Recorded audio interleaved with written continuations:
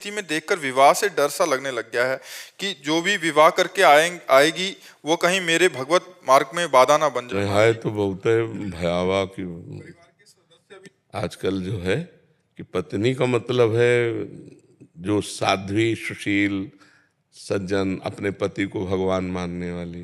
तो ब्याह है तो खतरे का मोल लेना आजकल, क्योंकि बॉयफ्रेंड गर्लफ्रेंड ये सब जो चल रहा है ना, ये बहुत विषैला चल रहा है। क्योंकि मान लो जैसे अब 2-4 लड़कों से जो मिली हुई है, वो एक पति को भगवान मानकर कैसे पूछ सकती, बड़ी समस्या है। पर ऐसा नहीं है, जैसे दुराचारियों के बीच में सदाचारी भी रहते हैं, ऐसे सदाचारिणी भी हैं। एक से एक बहुत पवित्र लड़कियां हैं जो अपने जीवन को पवित्र रखें, पर है बहुत कठिन, पवित्र मिलना बहुत कठिन, क्योंकि अपने लोग पवित्र आचरण विहीन हो रहे हैं, तो अपने को पवित्र की आशा कैसे हो सकती है? नहीं, घर वाले भी जबरदस्ती करते हैं कि करो, ये इकलौता मतलब वंश बढ़ाओ, मतलब वो चल। आप घर में तो संतान उत्पत्ति करके वंश उत्पन्न करना, भगवान से मनाओ। जैसे करदम जी ने 10,000 वर्ष तक तपस्या की, भगवान से कहा मुझे पत्नी चाहिए, तो देवहूति जैसी पत्नी मिली। तो 10,000 ना सही तो साल भर सही साल भर कुछ अन्न कम पाओ, शंकर जी की उपासना करो, महाराज हमें पत्नी दे दो। भगवान शंकर की आराधना करो कि हमें देवी जी की आराधना करो, तो कोई होगी सुशील सज्जन मिल जाए। होती बहुत कम है बहुत कम। पर भगवान ने कहीं ना कहीं, अगर ब्याह है तुम्हारे भाग्य में तो लिखा ही होगा, कहीं ना कहीं तैयार हो रही होगी वो भी आपके पानी ग्रहण के लिए। ऐसा हो श्री जी की इच्छा समझ के ही बस चलता रहे कि बस अब जैसी उनकी इच्छा। हाँ बिल्कुल बिल्कुल। बकाया आपका जो प्रश्न है बहुत गंभीर प्रश्न है कि आज सुशील बच्चों को सुशील बच्ची मिलना या सुशील बच्चियों को सुशील बच्चे मिलना बहुत दुर्लभ बात हो गई। क्योंकि स्कूलों में नए नए बच्चे जो थोड़ा अच्छे, वो भी मतलब भ्रष्ट मार्ग में जा रहे हैं, जैसे नशा करना, गर्लफ्रेंड बॉयफ्रेंड बनाकर व्यभिचार करना, ये सब बहुत गंदी बातें हो रही हैं हमारे देश में। पहले हमारे समय में तो था ही नहीं, गर्लफ्रेंड बॉयफ्रेंड था ही नहीं, सिस्टम ही नहीं था, गंदी भावनाएं नहीं थी। अब ये जब से मोबाइल चला ना, तब से गंदी भावना का बच्चों में सृजन हो गया, गंदी गंदी बातें। अब तो लिव इन रिलेशन भी चल गया है। वो तो और भी बुरा है महाराज जी। बिल्कुल बिल्कुल, वो नहीं, ये हमारी भारतीय पद्धति नहीं। ये कलयुग का अंतिम चरण है बहुत। अभी तो प्रथम चरण है, 4,32,000 वर्ष का है, जिसमें अभी 5,000 के ऊपर हुआ है, अभी तो 32 पूरे नहीं हुए। अरे भा भ्रष्टाचारा सम संसारा धर्म सुनई नहीं काना, कलिकाल बिहाल के मनुजा नहीं माने को अनुजा तनुजा। ऐसा मतलब समय कलिकाल का आएगा, कहाँ से कौन से क्या क्या चरित्र हैं, अब कैसे मतलब उसकी व्याख्या कैसे करें।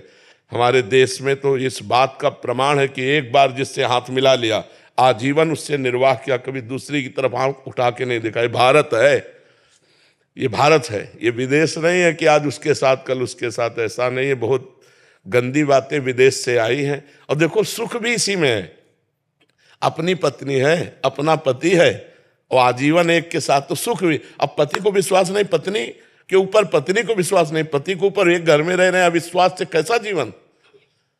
तो आज का समय बहुत विचित्र है, बहुत विचित्र है। भगवान बचावे, किसी को चरित्रवान पति मिल जाए या चरित्रवान पत्नी मिल जाए तो बड़ी कृपा समझो भगवान के। नहीं तो आजकल देखो सब चरित्र विहीन हो रहे हैं, नए नए बच्चे विशेष। तो व्यभिचार प्रवृत्ति तो मलिन प्रवृत्ति है, इसमें कैसे कहा जा सकता है कि हमारी संतान है। वर्ण संकरता फैल रही, पितरों को श्राद्ध तर्पण आदि नहीं मिलेंगे, सब तरह से अधर्म की वृद्धि हो रही है। हमें लगता है सुधार करो भाई, जो सुन रहे हो, अपने चरित्र को पवित्र रखो, अपने जीवन को महान बनाओ। ये सब गंदी बातों से कोई महान नहीं बनता है। रमेश कुमार वर्मा जी, जयपुर। श्री हरिवंश महाराज जी, गुरुदेव भगवान, आपके अब तक के जीवन काल की कठोर तपस्या की स्मरण मात्र से ही हमारी रूह काम जाती है। जब सुनते हैं आपके परिकर की युवावस्था से इस पथ पर अग्रसर हैं, जबकि हमारी तो किसी एक अंश के बराबरी भी कोई साधना नहीं है। महाराज जी, ऐसे में हम कैसे ऐसे में अग्रसर हो सकते हैं भजन मार्ग पे? इंजन में पावर होता है, डिब्बे में पावर नहीं होता। डिब्बे में कनेक्शन होता है इंजन से। इंजन में 2-4 लोग ही बैठ सकते हैं, डिब्बे में सैकड़ों लोग बैठ सकते हैं। हम लोग हैं डिब्बा, इंजन है आचार्य और गुरु, कनेक्शन है बहुत जोर का। तुम हो यात्री, चुपचाप डिब्बे में बैठे हो, काहे को परेशान होते हैं? आए?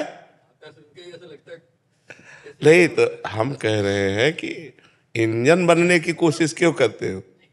डिब्बा में बैठ जाओ चुपचाप, ट्रेन वहीं पहुंचेगी जहां इंजन जाएगा, नहीं पहुंचेगी? तो जीव भगवान का नित्य अंश है, वो अपने आप को भूल गया है। संत सदगुरुदेव उसे जागृत कर देते हैं, वो उनके वाक्य पर बैठ करके परमात्मा स्वरूप का दर्शन करता है। ध्यान मूलम गुरु मूर्ति, पूजा मूलम गुरु पदम, मंत्र मूलम गुरु वाक्यम, मोक्ष मूलम गुरु कृपा। जो हम किसी महापुरुष की साधना देखते हैं वो आपके लिए हुई है, वो आपके कल्याण के लिए हुई है। जो सब तरह से असमर्थ हैं उनको भगवान समर्थ बनाने वाले हैं, और समर्थ बनाकर असमर्थों का पालन पोषण कराते हैं। हमको तो ऐसे रहना है, हमें थोड़ी देखना कि इंजन कहाँ से चला है, वहां जाके बैठना है। नहीं, जब मथुरा स्टेशन आ गया है हम यहीं से बैठ लेते हैं, अपने लक्ष्य को प्राप्त होते हैं। तो हमारे सामने जो महापुरुष है, संत जन है, हम उनका सानिध्य लेते हैं और उनके वचनामृत का पान करते हुए उनकी आज्ञा के अनुसार चलते हैं, तो लक्ष्य की प्राप्ति हो जाएगी। जरूरी थोड़ी वो जितना तप किए हमको उतना तप करना पड़ेगा, नहीं, हम तो उनकी कृपा से पार हो जाएंगे। बस नाम जप करते रहो, गलत आचरणों का त्याग करो और भगवान की लीला कथामृत का पान करते रहो। हर कर्म भगवान को अर्पित कर दो, भगवत प्राप्त हो जाओगे। बिल्कुल सरल उपाय है, नहीं? प्रदीप जी महाराष्ट्र से। राधे राधे महाराज जी, आपके चरणों में कोटि कोटि प्रणाम। प्रभु जी, कुछ दिनों से भगवान की कृपा से साधु जीवन जी रहा हूँ। हम सभी के कल्याण हेतु भूतकाल में साधु हुए हैं, भविष्य में भी साधु होंगे और आज भी साधु हैं। प्रभु, याचना करते हुए पूछ रहा हूँ कि महाराज जी हमारे लिए आप मार्गदर्शन करें करणीय और अकरणीय सूत्रों को समझाने का। हमारी सबसे पहली बात है कि आप भगवत प्राप्ति करो। जगत भगवत स्वरूप है, इसे भगवत प्राप्ति नहीं करना। हमारी दृष्टि में मत्ता परतरम नान्यत किंचित अस्ति धनंजय, मेरे सिवा किंचन मात्र कुछ नहीं है। वो सब भगवान पूर्ण परमात्मा ही सब रूपों में बैठा हुआ है, ये हमारी दृष्टि है। अब हमको अपनी दृष्टि इनमें परमात्मा भाव में लाने के लिए किसी माता बहन की तरफ हमारी भोग दृष्टि न हो। सबसे पहले साधु के लिए है कामिनी। अगर सतमार्ग में चलना है तो बांध लंगोटा बचा के इंद्री, कभी न देखा पर नारी। जो काछवाछ मन निश्चल राखे, धनी धनी जननी तेरी रे, नरसिंह मेहता जी कहते हैं। पराई माता बहनों की तरफ कभी भी हमारी काम दृष्टि नहीं हो। अगर काम दृष्टि हो भी जाए तो क्रिया कभी नहीं होनी चाहिए। साधु वेश में सबसे ज्यादा परहेज इसी बात का है। सबसे पहला परहेज कि हमें पूरे आजीवन ये नियम रखना है कि पराई माता बहनों की तरफ हमारी गंदी दृष्टि ना हो। कभी अगर दृष्टि भी गंदी हो जाए, मान लो चूक है, बड़े जन्मों से हम उसी में लगे हुए हैं, तो क्रिया नहीं होनी चाहिए, काम क्रिया ये नहीं होनी चाहिए।